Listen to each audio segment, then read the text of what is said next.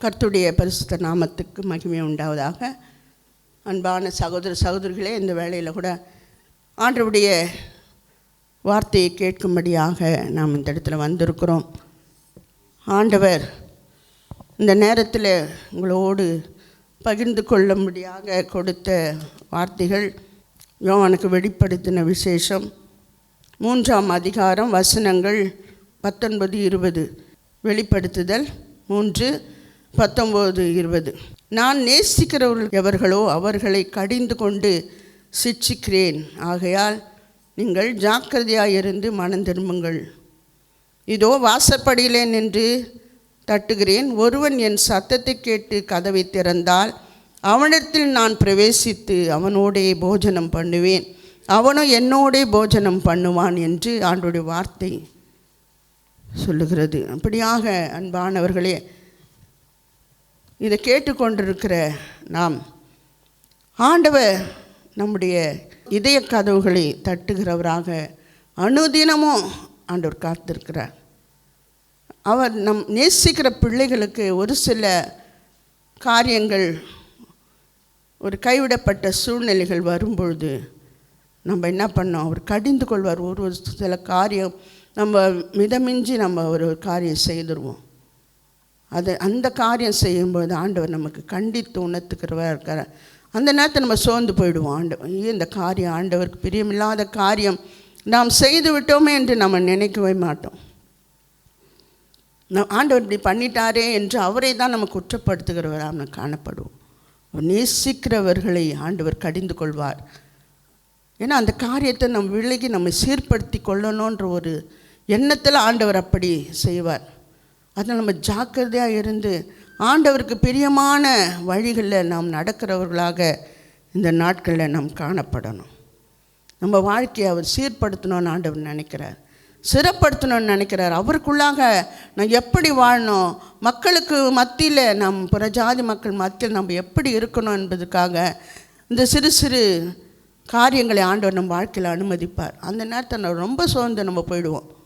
ஏன் ஆண்டவர் நம்ம வாழ்க்கையில் இப்படி செய்கிறார், அவரே தானே நம்ம நம்பி இருக்கிறோம் அப்படின்னு நம்ம சோர்ந்து போயிடும். ஆனால் ஆண்டவர் இந்த காரியத்தை இன்னும் நம்ம அதிகமாக நம்ம புடமிடுவார். ஆண்டவர் ஒரு பொண்ணை எப்படி நெருப்பில் போட்டு நல்லா புடமிட்டால் தான் அது அழகான அந்த அணிகலன்களை செய்ய உதவியாக இருக்கும். அப்படியாக ஆண்டவர் அப்படி பொண்ணை போல ஆண்டவர் நம்மை புடமிடுகிற பொழுது தான் நம்ம ஒரு அழகான ஒரு அணிகலமாக மாறுவோம் என்று ஆண்டவர் சித்தம். ஏன்னா நம்ம அவருடைய பிள்ளைகள் இல்லை. அதான் நம்ம என்ன பண்ணாலும் விட்டுட்டு போயிடலாம் ஆண்டவர் நினைக்க மாட்டார். கடிந்து கொள்கிற நேரத்தில் நம்ம அதை ஏற்றுக்கொள்ளணும். அந்த நேரத்தை நம்ம சோர்ந்து போயிடக்கூடாது. அன்பான பிள்ளைகளே, இப்படியாக நம்ம வாழ்க்கையில் ஆண்டவரை ஏற்றுக்கொண்ட பிள்ளைகள், மனதார ஆண்டவரை ஏற்றுக்கொண்ட பிள்ளைகளுக்கு தான் ஆண்டவர் இப்படியெல்லாம் கண்டித்து உணர்த்துவார். அதுலேருந்து நம்ம வெளியே வந்துடுவோம். ஆனால் திரும்ப அந்த பாவத்தில், ஏன்னா நம்முடைய சுற்றில் இருக்கிற காரியங்கள் நம்ம எப்படியாக தூண்டி கொண்டிருக்கோம். அதுலேருந்து நாம் விலக வேண்டுமென்றால் அவருடைய பாதத்தில் நம்ம காத்திருக்கிறவளாக இருக்கணும். ஏதோ அவர் சொல்கிற காரியங்கள் எல்லாவற்றையும் நம்ம ஒரு சில நம்ம எரிச்சல் அடைவோம். ஆண்டவர் நான் இப்படிலாம் இருக்குது, இவ்வளோ கண்டிப்பாக நம்ம வாழ்ந்து தான் ஆகணுமான்னு நம்ம நினைப்போம். ஆனால் அப்படி தான் வாழ்ந்து ஆகணும்.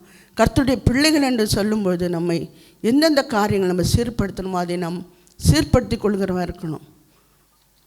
மற்றவங்களைப் போல் நம்ம அவங்க இணையாக சரி நிற்கிற காரியங்கள், வீணான வார்த்தைகளை பேசுது, அதெல்லாம் ஆண்டவர் நம்மிடத்திலிருந்து நீக்கி போட ஆண்டவர் எதிர்பார்க்குறார். ஆனால் நம்ம அதை விட்டு வெளியே வராத, ஏன்னா ஆண்டவர் மன்னிக்கிற தேவனாக இருக்கிறாரே, என்ன செய்தாலும் அவர் மன்னிச்சிடுவான்னு நம்ம நினைக்கக்கூடாது. மற்றவங்களை குற்றப்படுத்துகிற காரியங்கள், மற்றவர்களை குறை சொல்லுகிற காரியங்கள், இதெல்லாம் நம்ம விட்டு ஆண்டவர் அகற்றும்படியாக ஆண்டவர் விரும்புகிறார். இதை பார்த்து கொண்டிருக்கிற நீங்கள் கூட கடவுளை ஆண்டவர் பிள்ளைகளாக இருக்கலாம், யாராக இருந்தாலும் சரி, எல்லாருக்கும் இது ஒரு நியாயமான ஒரு காரியம் அந்த ஆண்டவர் நம்மிடத்தில் எதிர்பார்க்கிறது. இருதயம் மகா கிறுக்குள்ளதும் கேடுள்ளதுமாக இருக்கிறது என்று வேதத்தில் நான் வாசிக்கிறோம். ரொம்ப கிறுக்கான இருதயம்தான். ஒரு சில நேரம் நன்மையை நினைக்கும், ஒரு சில நேரம் தீமையை நினைக்கும். இப்படி எரிச்சல் இருக்கும் நம்மளுக்கு. அது எல்லாத்தையும் ஆண்டவர் அகற்றி போட இந்த நாளில் ஆண்டவர் நம்மை அழைக்கிறார். ஒரு ஆண்டவர் போல அன்பான ஒரு இதோடு நாம் அவரிடத்தில் நாம் கெட்டி சேரலாம்.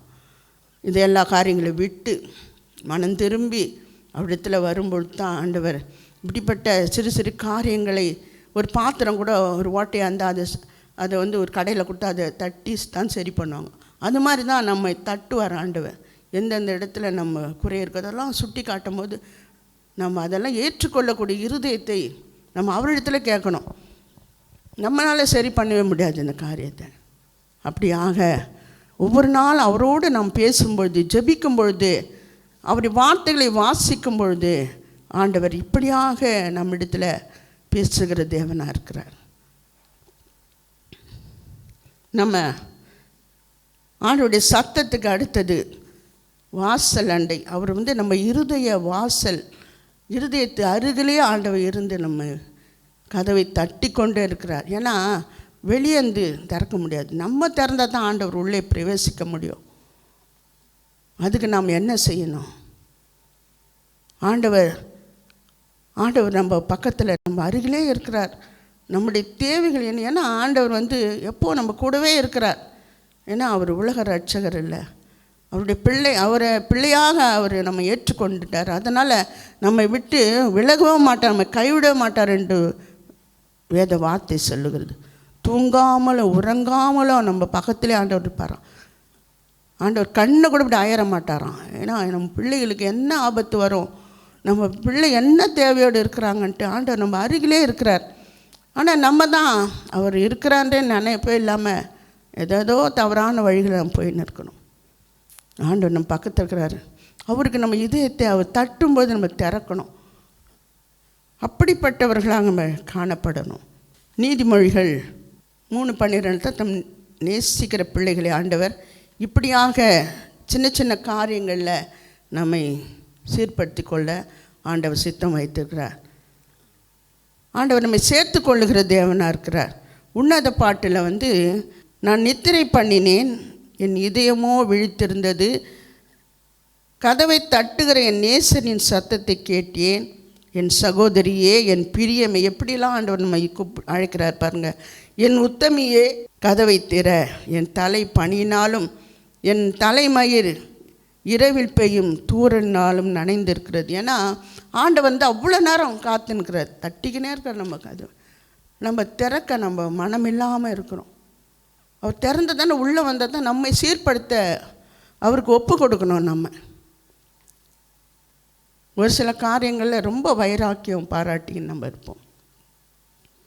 இது நம்மளே சரி பண்ணிடலாம்னு நினைப்போம். ஒரு காலம் அது முடியாது.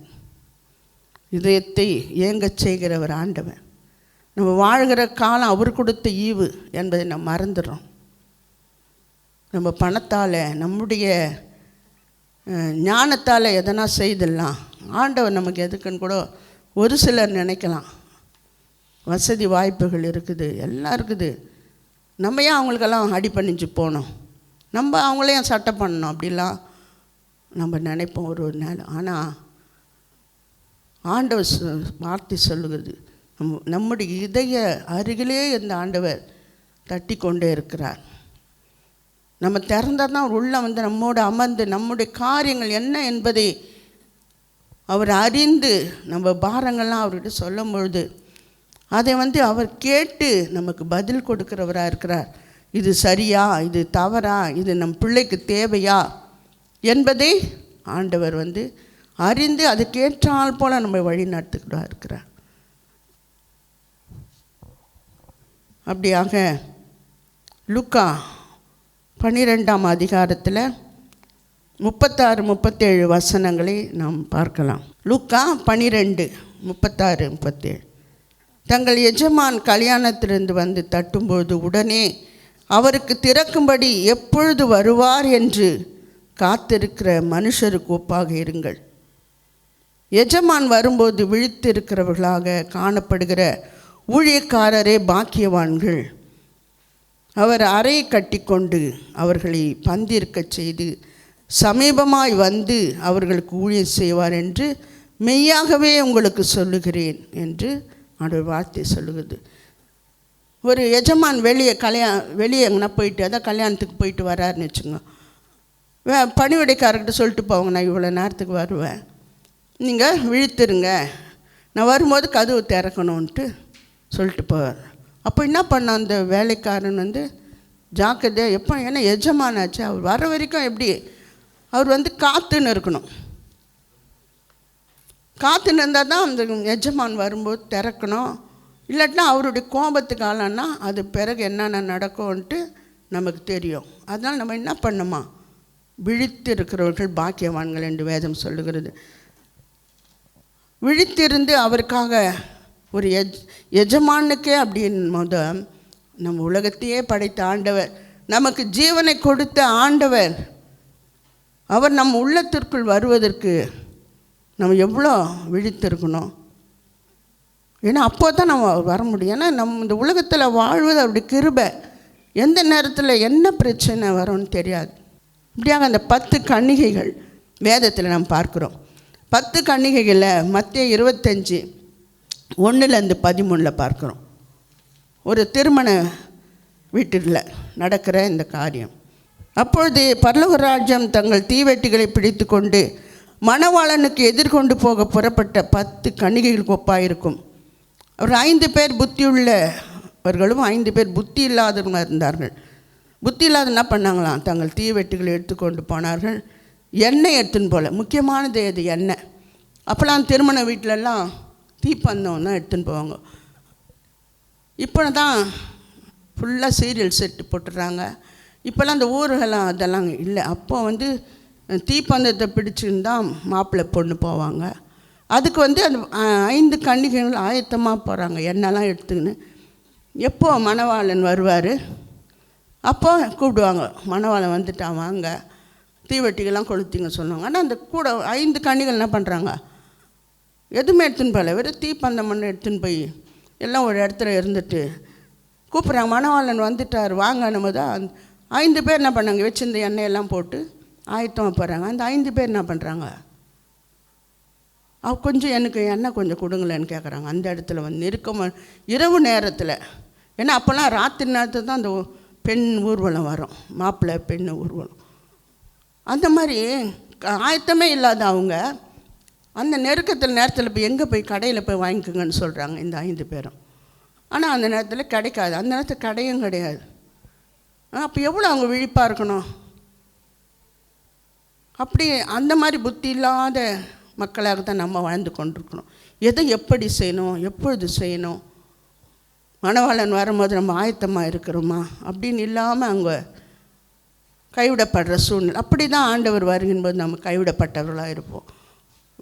விழித்திருந்து அவர் நம்ம இதய கதவை தட்டும்பொழுது, அவருக்கு திறந்து கொடுக்கும் பொழுது ஆண்டவர் நமக்குள்ளே பிரவேசித்து நம்முடைய வாழ்க்கையே மாற்ற ஆண்டவர் வல்லமையுள்ள தேவனாக இருக்கிறார். எப்படிப்பட்டவர்களே மாற்ற ஆண்டவரால் முடியும். இப்படியாக விழித்திருக்கிறவர்களாக எப்பொழுதும் ஆண்டவருக்காக, ஆண்டவர் எப்போ வருவார், நமக்கு என்ன பணியை கொடுக்க போகிறார், ஒருவருக்கும் ஒரு பணியை ஆண்டவர் கொடுத்துருக்கிறார். குடும்பத்தை வாழ்க்கையில் பிள்ளைகளை வழி நடத்துவதில்லை, கணவனுக்கு பணிவிடை செய்வதில்லை, அன்பாக நேசிப்பதில் ஒவ்வொரு குடும்பத்திலும் முக்கியமான பொறுப்பு பெண்களுக்கு இருக்குது. போட்டின்னுலாம் இருக்கக்கூடாது. வீட்டில் நம்ம கடமை ஏதோ ஒழுங்காக செய்யணும், ஆண்டவருக்கு பிரியமாக நம்ம நடக்கணும். ஒரு கணவனை நேசிக்கிறது, பிள்ளைகளை ஒரு அன்பாலே அவர்கிட்ட எல்லா வேலையும் வாங்கிக்கலாம். அப்படிப்பட்ட அவர்களாக நாம் இருக்கணும். ஆயத்தமுள்ளவர்களாக விழித்திருந்து எந்த காரியத்தை செய்யணும். எதனா ஒரு விசேஷத்துக்கு போனோன்னா அவ்வளோ காலையில் எழுந்து நம்ம ரெடி ஆகிறோம்.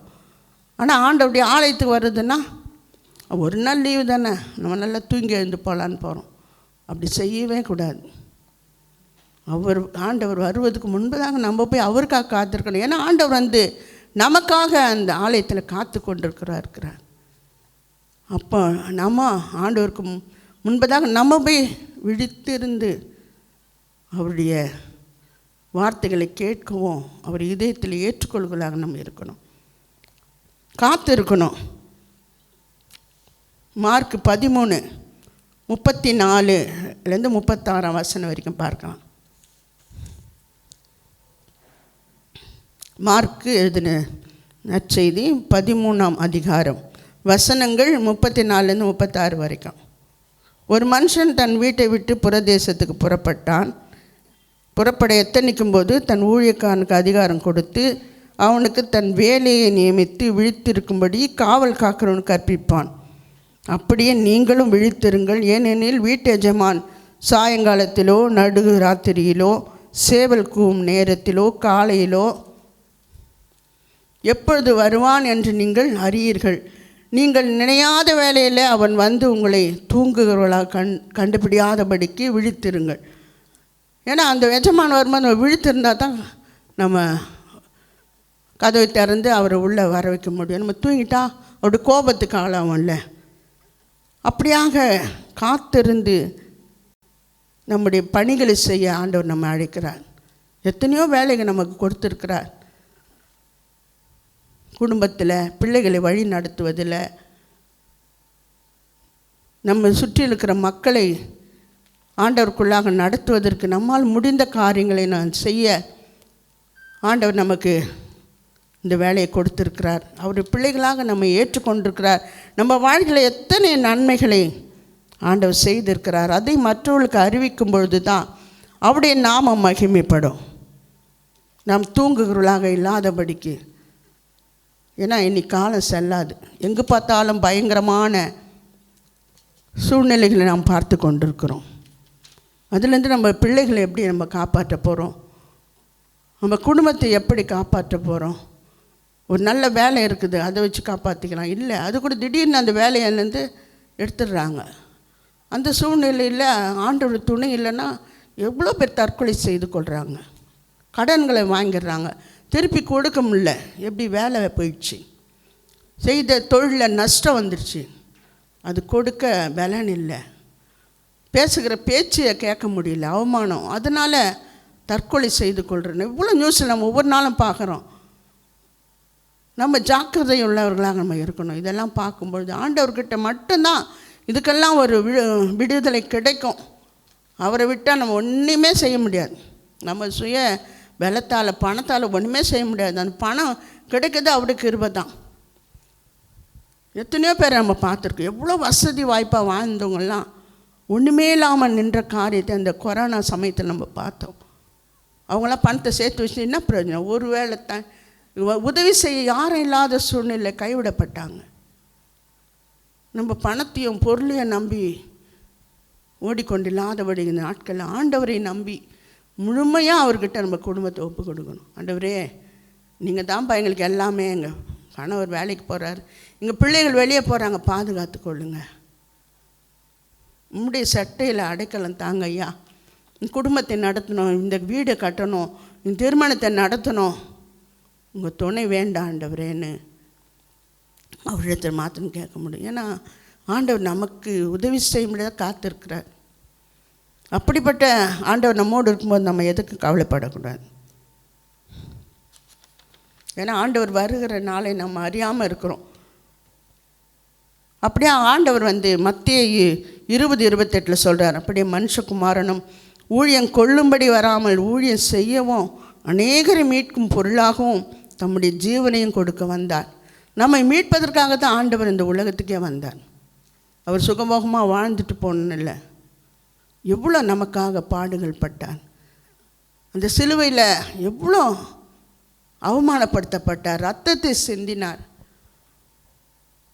சுற்றி இருந்தவங்களாம் அவ்வளோ கேலி பேசினாங்க. பக்கத்தில் இந்த கல்வரையும் ஏற்றுக்கொண்டார். ஆண்டவரே, இவங்க ஒன்றுமே தெரியாமல் செய்கிறாங்கப்பா அப்படின்னு தான் ஆண்டவர்கிட்ட மன்னிப்பு கேட்குறார். நம்முடைய பாவங்களுக்காக அவர் அடிக்கப்பட்டார், ரத்தம் சிந்தி ஜீவனையும் நம்மை மீட்பதற்காக ஜீவனையும் ஆண்டவர் கொடுத்தார். அப்படிப்பட்ட அன்புள்ள ஆண்டவர் நம்மோடு இருக்கும்பொழுது நாம் அவருக்கு நம் இதய கதவை திறந்து கொடுத்து அவரை நம்ம ஏற்றுக்கொண்டு அவருக்கு பிரியமாக நாம் நடக்கும் பொழுது ஆண்டவர் பெரிய காரியங்களை செய்ய வல்லமையுள்ள தேவனாக இருக்கிறார். நம்ம ஒவ்வொரு நாளும் நம்ம கடந்து வந்த பாதையெல்லாம் திரும்பி பார்க்கும்பொழுது நான் கூட நினைப்போம், எவ்வளோ எப்படி ஆண்டவர் நடத்துகிறாரு. ஒரு 10 வருஷம், ஒரு 15 வருஷம், ஒரு 20 வருஷம் அதெல்லாம் கடந்து பார்க்கும்பொழுது எதுவுமே நம்ம கேட்கவே இல்லையா ஆண்டவர் பாரு, நம்ம இதையும் செய்து கொண்டே இருக்கிறார். என்னென்ன செய்ய வேண்டும், என்னென்ன நமக்கு தேவை. ஏன்னா அவரை சார்ந்து நம்ம போயிட்டோம்னா நம்ம காரியத்தெல்லாம் அவர் பொறுப்பெடுத்துக்குவார். நம்ம பிள்ளைங்களுக்கு இது தேவை.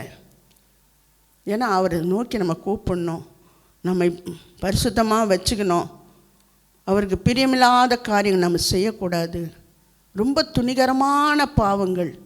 ஏன்னா கிறிஸ்தவர்களே இப்போ பயங்கரமாக இருக்கிறாங்க. நாமே ஒரு சாட்சி இல்லாமல் இருக்கிறோம். ஆண்டவர் அநேக காரியங்களை நமக்கு வெளிப்படுத்துகிறார். ஆனால் அதை அசட்டி பண்ணிவிட்டு நம்ம போய் நிற்கிறோம். ஆனால் கஷ்டம் வரும்பொழுது தான் நம்ம ஆண்டவர் எத்தனையோ சமயம் நமக்கு இதை வெளிப்படுத்தினாரே, நம்ம இதெல்லாம் நம்ம விட்டுட்டோமேன்னு கடைசியில் புலம்பும். இப்படி வந்துடுச்சே, ஆண்டவர் அப்பயே நமக்கு வெளிப்படுத்தினார். அப்படி சமூகத்தில் காத்திருந்து நம்ம குடும்பங்களுக்காக, நம்ம பிள்ளைகளுக்காக. ஏன்னா இந்த காலத்தில் பிள்ளைகளை வளர்க்கவே முடியாது. அவர் மாத்திரம்தான் வளர்த்து கொடுக்க முடியும். அவர் சமூகத்தில் பிள்ளைகளை ஒப்பு கொடுப்போம். வருகிற இன்னும் ஒரு 5 வருஷத்துக்குள்ளே பார்க்கும்போது பயங்கரமாக இருக்கும். பிள்ளைகளிடத்தில் ஆண்டவரை பற்றி சொல்லி கொடுக்கணும். அவர் செய்த நம்ம வாழ்க்கையில் ஆண்டவர் செய்த நன்மைகளை நம் பிள்ளைகளுக்கு சொல்லணும். தன் பேர பிள்ளைகளுக்கு சொல்லணும். அவரை மட்டும் நீங்கள் பிடிச்சிக்குங்கன்னு சொல்லணும். ஏன்னா இனிமேல் எந்த வழியும் கிடையாது தப்பிப்பதற்கு. பிசாசானவன் என்ன பண்ணுறான், வலையை விரித்து தேடிக்கொண்டே இருக்கிறான், எப்போ எப்படி மாட்டுவாங்கன்னு. அதுலேருந்தெல்லாம் நம்ம தப்பிக்கணும். நம்ம குடும்பங்கள், நம்ம பிள்ளைகள், வருகிற சந்ததி பாதுகாக்கப்படணும். அவருடைய கிருபை மாத்திரம்தான். அவருக்கு பிரியமில்லாத காரியங்களை செய்து கொண்டு இன்னும் நம்ம வாழ்ந்து கொண்டு இருந்தால் நாம் கைவிடப்பட்டவர்களாக மாறிடும். நாம் மாத்திரம் இல்லை, நம் தலைமுறையே கைவிடப்படும். எத்தனையோ பேரை நம்ம சந்திக்கிறோம். ஆனாலும் இன்னும் நம்ம மனம் திரும்பாமல் இருக்கிறோம் ஆண்டவருக்கு. ஏன்னா மன்னிக்கிற தேவன் சொல்லிட்டு நம்ம மீண்டும் மீண்டும் மீண்டும் நம்ம பாவத்தில் விழுந்து கொண்டே இருக்கிறோம். ஆண்டவருடைய சமூகத்தில் நம்ம ஒப்பு கொடுக்கலாம், நம்ம குடும்பத்தை ஒப்பு கொடுக்கலாம், பிள்ளைகளை ஒப்பு கொடுக்கலாம், நம்ம சுற்றி இருக்கிற மக்களுக்காக நம்ம பாரப்படணும். ஏன்னா நம்ம எவ்வளோ நன்மைகளை ஆண்டவரத்தில் பெற்றுக்கொண்டோம். அப்படியாக அந்த மக்களும் பெற்றுக்கொள்ளணும். அந்த குடும்பங்களுக்காக ஜெபிக்கணும். அப்படிப்பட்ட பாரம் நம்மிடத்தில் வேண்டும் என்று ஆண்டவர் எதிர்பார்க்கிறார். ஆண்டவரை பற்றி நம்ம சொல்லலாம். எங்கள் வாழ்க்கையில் ஆண்டவர் இதெல்லாம் செய்தார். அவருக்கு முன்படுவதாக நம்முடைய வார்த்தைகள், நம்முடைய செய்கைகள், நம்ம நடவடிக்கைகள் எப்படி இருக்குதுன்னா, ஐயோ இவங்க பைபிளை இது போகிறதுக்கே தகுதி இல்லைன்னு அநேகரை நான் சொல்ல கேட்டிருக்கேன். அப்படியெல்லாம் இருக்கக்கூடாது. நம்ம ஐயோ இவங்க வந்தால் இவங்கக்கிட்ட ஜெபம் பண்ணிக்கினா நல்லது நடக்கும், இவங்க வந்தால் அந்த காரியம் நல்லபடியாக முடிச்சு தருவாங்க, நமக்கு உதவி செய்வாங்க, நம்ம வாழ்கிற பகுதியில் இருக்கிற மக்களுக்கு நான் அப்படி தான் இருக்கணும். ஐயோ பொல்லாத மனுஷியாச்சு, கெட்ட வார்த்தைகளை பேசுறது, அப்படிலாம் நம்ம இருக்கவே கூடாது. ஆண்டவருடைய பிள்ளைகளாக நம்ம வாழ்ந்து அவருடைய நாமத்தை மகிமைப்படுத்தக்கூடிய பிள்ளைகளாக இருக்கணும். அவருடைய பிள்ளைகள் என்னும் போது அவருக்கு சாட்சியாக தான் நம்ம இருக்கணும். அவரை பிரதிபலிக்கிறவர்களாக நம்மளுடைய ஒவ்வொரு செயல்களும் இருக்கணும். நம்ம இந்த நாட்களில் நம்மை இந்த வார்த்தைகளை கொண்டு நம்ம சரிப்படுத்திக்கலாம். இது ஒரு வாய்ப்பு ஆண்டவர் நமக்கு கொடுக்குறார். ஏன்னா இன்னைக்கு காலம் செல்லாது. எங்கே பார்த்தாலும் பயங்கரங்கள், கொள்ளை நோய்கள், விபத்துகள் நம்மை சூழ்ந்து வந்து கொண்டே இருக்கிறது. அதெல்லாம் நம்ம சந்ததி, நம் பிள்ளைகளை தாக்காதபடிக்கு அவருடைய பாதம் மாத்திரம் நமக்கு தஞ்சம் என்பதை அறிந்தவர்களாக ஆண்டவருக்கு நம்ம முழுமையாக நம்ம இதயத்தை திறந்து கொடுக்கலாம். அவர் உள்ளே வந்தால் தான் நமக்கு விடுதலை என்பதை நம்ம உணர்ந்தவர்களாக அவரை நோக்கி பார்க்கலாம், ஜெபிக்கலாம். சோத்திர ஆண்டவரே, நன்றியோடு துதிக்கிறப்பா. ஆண்டவரே, அநேக காரியங்களை குறித்து நீங்கள் பேசியிருக்கீங்கப்பா. ஆண்டவரே, நீங்கள் தான்ப்பா பேசியிருக்கீங்க. ஆண்டவரே, நாங்கள் அல்லப்பா. ஆண்டவரே, இதை கேட்டு இருக்கிற ஒவ்வொரு உள்ளத்தில் நீங்கள் தான்ப்பா கிரியை செய்யணும். எங்களை சீர்படுத்திக்கொள்ள ஒவ்வொரு நாளையும் நீங்கள் கூட்டி கொடுத்து கொண்டே இருக்கிறீங்கப்பா. நாங்கள் இன்னும் கடினமாக இருதயத்தோடு இருந்தால் காலமே செல்லாத ஆண்டவரே, எங்களை உமக்கென்று விட்டு கொடுக்க, இதயத்தில் உம்மை ஏற்றுக்கொள்ள நாங்கள் மனம் திரும்ப எங்களுக்கு ஒரு வாய்ப்பை கொடுத்துருக்கிறீங்கப்பா. அதை நாங்கள் எங்கள் வாழ்க்கையில் பிரயோஜனப்படுத்தி கொள்ள எங்களுக்கு உதவி செய்யுங்க ஆண்டவரே. இந்த டிவி மூலமாக, யூடியூப்பு, ஃபேஸ்புக் மூலமாக இதை பார்த்து கொண்டிருக்கிற ஒவ்வொரு பிள்ளைகளும் முழுமையாக நம்முடைய சமூகத்தில் ஆண்டவரை அர்ப்பணித்திருந்த ஆண்டவரை அவர் ஏற்றுக்கொள்ளுங்கப்பா. அவர்கள் வாழ்க்கை சீர்படுத்துங்க ஆண்டவரை, சிறப்படுத்துங்க, உமக்குள்ளாக நிலைநிறுத்துங்க ஆண்டவரே. நீங்கள் அப்படியா செய்ய போகிறதுக்காக நன்றி ஐயா. தேவையோடு இருக்கிற மக்கள், பலவீனமாக இருக்கிற மக்கள், ஒவ்வொரு தேவைகளையும் சந்திங்க. இந்த வேலை கூட எங்கள் கிரேசிவை ஒப்பு கொடுக்குறோம்ப்பா ஆண்டவரே. அநேக தேவையோடு நாங்கள் நிற்கிறோம் ஆண்டவரே. அழைத்தவர் உண்மையுள்ளவர் ஆண்டவரே. இந்த வேலை கூட ஆண்டவரே சகோதரி ஒப்பு கொடுக்குறோம். அவர் பலவீனங்கள் அதிகம் ஆண்டவரே, பாடுகள் அதிகம். மகனை பலப்படுத்துங்கப்பா, சோர்ந்து போயிடக்கூடாது ஆண்டவரே. ஆண்டவரே, எங்களுக்கு அநேக போராட்டங்களை உண்டாக்கி சோர்வுகளை பிசாசான் கொண்டு வந்தால் கூட ஆண்டவரே, எங்கள் ஜெயகிறிஸ்து எங்களோடு இருக்கிறீர் ஆண்டவரே. ஆண்டவரே, எங்களை வழி நடத்துபவர் நீர். மகனை வழி நடத்துங்க, எந்த நேரத்திலும் சோர்ந்து போயிடக்கூடாது ஆண்டவரே. ஆண்டவரே, தடைகளை உடைத்து போடுங்க. எங்களுக்கு முன்பதாக நீங்கள் கடந்து போகிறீங்களாப்பா ஆண்டவரே. ஏதோ அந்த டிசிசிஎல் பணம் கட்டணும், அதை தடையில்லாமல் நடக்கணும். அநேகரை கூட்டி சேருங்கப்பா. உடைய நாம உலகம் எங்கோ ஆண்டவர் மகிமைப்படட்டோம்ப்பா. அந்த நிகழ்ச்சிகள்லாம் நடத்தும்போது எந்த வித தடைகளும், இன்டர்நெட் தடையோ ஆண்டவரே, பவர் கட்டும் ஆகாதபடிக்கு கர்த்தர் நீங்கள் துணையாக நின்று எல்லாவற்றையும் வாய்க்க செய்வீங்க. இங்கே தேவை அனைத்தையும் நீங்கள் சந்திப்பீங்க என்று விசுவாசிக்கிறோம் ஆண்டவர். இங்கே ஊழியம் செய்கிற ஒவ்வொரு பிள்ளைகளையும் வல்லமையாக நீங்கள் பயன்படுத்துங்க. நாங்கள் ஒவ்வொரு அர்ப்பணிப்போடு உங்களுடைய ஊழியத்தை செய்யணும் ஆண்டவரை. ஏதோ கட்டாயமாக இல்லை, ஒரு அசட்டியாக இல்லை ஆண்டவரை, ஜாக்கிரதையாய் செய்யத்தக்கதாக கர்த்தர் ஒவ்வொருக்கும் நீங்கள் உதவி செய்யுங்கப்பா. அஜித்துக்காக, பாபுக்காக, மார்கரெட்டுக்காக ஜெபிக்கிறோம் ஆண்டவர். சகோதரருடைய மனைவி பிள்ளைகளுக்காக ஜெபிக்கிறோம். ஒவ்வொருவரையும் இங்கே பாதுகாத்து கொள்ளுங்கப்பா. நீங்கள் சகோதரர்கள் சுந்தர்சிங்கன, ராஜாசனுக்காக, சுதாகர் அவருக்காக, கர்ணானுக்காக ஜெபிக்கிறோம் ஆண்டவரே. ராஜுக்காக, ஆபிரகாமனுக்காக ஜெபிக்கிறோம் ஆண்டவரே. வரணிக்காக, மேகாக்காக ஜெபிக்கிறோம். அந்த ஊழியத்தில் பங்கு பெறுகிற ஒவ்வொரு பிள்ளைகளுக்காக ஜெபிக்கிறோம் ஆண்டவரை. அப்பா உம்மை ஸ்தோத்திரிக்கிறப்பா. இதை தாங்குகிற, எங்கள் ஊழியத்துக்காக ஜெபிக்கிற, கொடுக்கிற, உழைக்கிற பிள்ளைகள், இதை பார்த்து கொண்டிருக்கிற பிள்ளைகள், அவர் ஒவ்வொரு உள்ளத்திலும் என் தேவ ஆவியாக நீங்கள் பேச போகிறதுக்காக ஸ்தோத்திரம் ஆண்டவரே. இந்த ஊழியத்தை எப்படியாவது நம்ம தாங்கலான்ற ஒரு வாஞ்சையை ஒவ்வொரு உள்ளத்திலும் என் கர்த்தர் வைக்கும்படியாக கெஞ்சுகிறேன் ஐயா. இது எங்களுக்கு அல்ல ஆண்டவரே, உம்முடைய நாம மகிமைக்காக ஆண்டவரே இதை செய்கிறோம் என்பதை நாங்கள் உம்மிடத்தில் வைக்கிறோம்ப்பா. இதை பார்க்குற உள்ளத்தில் நீங்கள் பேசுங்க ஆண்டவரே. மனம் திறந்து கொடுக்கிற பிள்ளைகளை, எங்களோடு கையை இணைக்கிற பிள்ளைகளை கத்தி எழுப்பி தரும்படியாக இந்த வேலை கெஞ்சுக்கிறோம் ஆண்டவரே. சூத்திரப்பா, அநேக தேவை இருக்குது ஐயா. எங்களோடு வாங்க ஆண்டவரே, தேவை அனைத்தையும் சந்திங்கப்பா. இந்த ஊழியம் வளர்ந்து பெருகுவதற்கு உம்முடைய துணை வேண்டுமே ஆண்டவரே. மெஸ்ஸோத்தரிக்கிறோம் கர்த்தர், நீங்கள் அப்படியாக செய்ய போவதுக்காக மெஸ்ஸோத்தரிக்கிறோம். துதிகான மகிமையெல்லாம் ஒருவருக்கு நாங்கள் செலுத்துகிறோம். மீட்பர் இயேசுவின் மூலம் கேட்கிறோம் நல்ல பிதாவே, ஆமென். இந்த ஊழியத்தை ஆண்டவர் உள்ளத்திலே ஏவாரானால் இதை தாங்கும்படியாக அநேக தேவைகள் எங்கள் இருக்கிறது, தாங்கும்படியாக உங்களை அன்போடு நாங்கள் அழைக்கிறோம். ஆண்டவருக்குன்னு நாம் கொடுக்கும்பொழுது கர்த்தர் அதுக்கு பல மடங்கு திருப்பி கொடுக்கிற தேவனாக இருக்கிறார். அதற்காக நீங்கள் உள்ளத்தை திறந்து, கரங்களை திறந்து இந்த ஊழியத்தை தாங்கும்படியாக நாங்கள் கேட்கிறோம். கர்த்தர் தாமே இந்த வேலையை ஆசீர்வதித்து தருவாராக. ஆமென்.